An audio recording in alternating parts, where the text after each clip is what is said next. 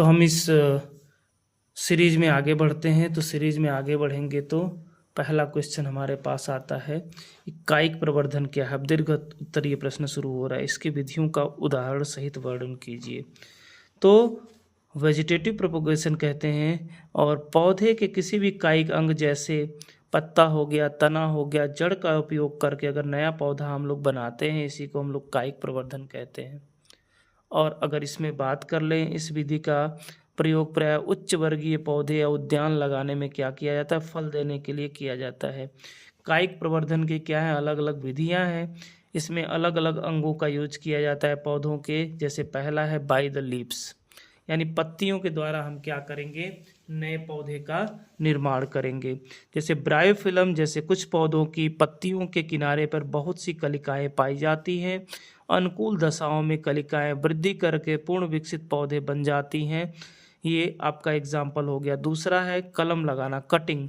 इस विधि में पौधे की कलम को नम मिट्टी में लगाते हैं, इससे जड़ें निकलती हैं और बाद में वृद्धि करके नया पौधा बन जाता है। इस विधि का उपयोग गुलाब, गन्ना, बोगेनविलिया, अनानास उगाने में किया जाता है। अगर हम नेक्स्ट बात कर लें, लेयरिंग मेथड, यानी कुछ पौधों में हम क्या करेंगे, इस विधि में शाखा को झुकाकर नम मिट्टी में दबा देंगे। कुछ समय के बाद इसमें जड़ें निकल आएंगी। इसके बाद जड़ को काट के वहां से नया पौधा बना लेंगे। नई पौध को पैतृक पौधे से काट कर अलग कर लेंगे। नई पौध वृद्धि करके पूर्ण विकसित पौधा बन जाता है।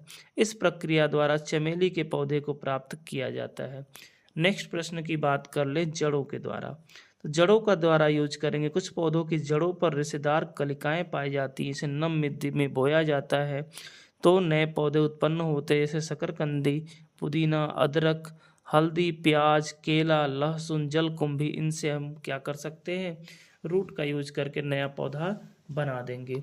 नेक्स्ट अगर हम बात कर ले, ग्राफ्टिंग मेथड, इसमें हम लोग जैसे आजकल कलमी आम वगैरह बनाते हैं, वही मेथड है।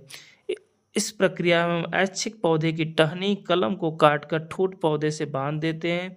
स्कंद पौधे का वह भाग जो तने पर मिट्टी के नीचे पूरा मूल तंत्र होता है।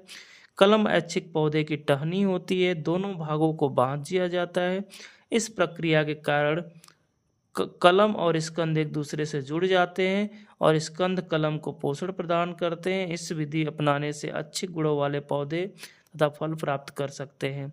आम के विविध किस्में रोपण विधि द्वारा लगाई जाती हैं। तो इससे अब इनके लाभ क्या है, कायिक प्रवर्धन द्वारा